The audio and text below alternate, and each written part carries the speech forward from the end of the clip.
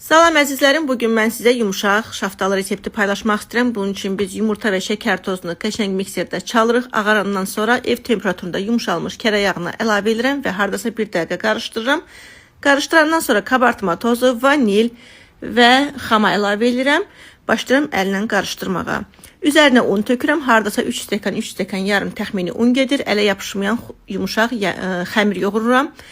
Duru yağla azca yoğururam yenə ki xəmirimiz çox qəşəng alınsın. Dinlətdirirəm hardasa yarım saatdan sonra balaca kündələr edirəm 40 qramlıq. Kündələrin üzərini örtürəm. 20 dəqiqədən sonra onları sobada bişirirəm.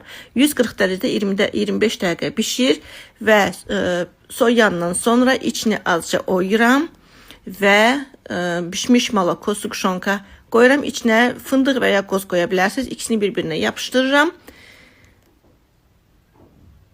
İkisini bir-birinə yapışdırandan sonra başlayıram rəngləməyə. 2 qabda su götürürəm. Bir suyu oranjovi rəngdə, birini qırmızı boyayla boyayıram və 5 ədədini suya salandan sonra qoyuram salfetkanın üzərinə. Azca suyu çəkilir və şəkər tozunu üzərinə tökürəm və belə karubkaya qoyuram. 2 tərəfli skoçla yapışdırıram qızlar, bu tubusda o yan bu yan oynamasın deyə. Bu da son vəziyyəti.